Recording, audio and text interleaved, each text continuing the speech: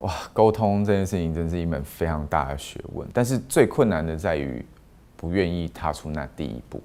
然后用习惯性的、限制性的行为跟模式去不断的冲击。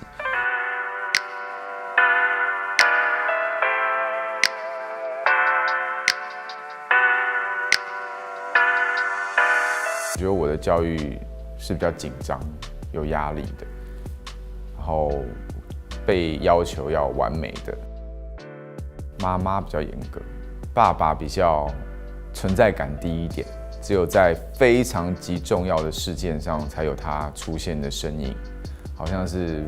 神奇宝贝的隐藏卡这样子。妈妈是那种比较口是心非的狮子座，我觉得她最重视就是考试的成绩，以及跟妹妹之间的相处吧，其实就是蛮传统的华人教育。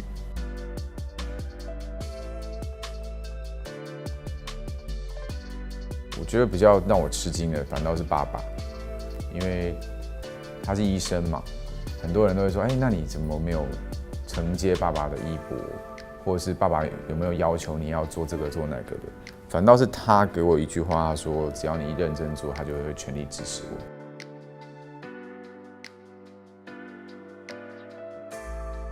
没有最冲突，只有更冲突。因为我们家发生激烈的事情，大部分跟我的感情观有关吧。那最暖心的也是在这里，当他们去了解到跟认识到这一切的时候，对我来说就是最大的温暖。哇，沟通这件事情真是一门非常大的学问，但是最困难的在于不愿意踏出那第一步，然后用习惯性的、限制性的行为跟模式去不断的冲击。明明就是知道会吵架，然后得到同样的结果，但我们都很习惯用同样的方式一起去碰撞这样子。所以我觉得第一步就是要先自我的察觉。每个人在每一句话之前，其实都可以做选择。我们在出生的那一秒就在做选择。我选择要去听爸爸妈妈的话，去读哪一个学校，选什么科系。很多人都会拿这个当一个被害者的角度，给自己一个借口跟理由说，因为爸爸妈妈不允许，所以我好痛苦哦。很多人以为都是别人在帮他做选择。我有察觉到这件事情之后，第一个事情发生的是，我没有那么痛苦了。以往我拿来当做借口理由的，开后门的一些方式，我瞬间就如释重负的感觉。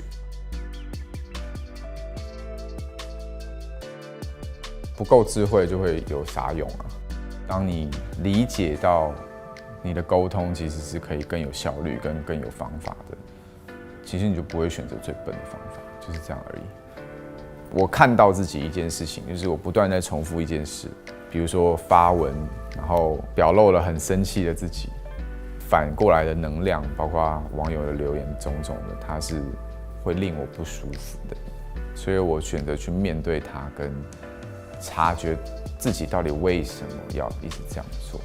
察觉是一件很痛苦，但同时也很奇妙的事情。就算前面感觉是一道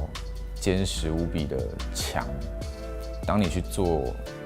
自我察觉跟醒觉这件事情的时候，那个墙有可能就会变成一道门。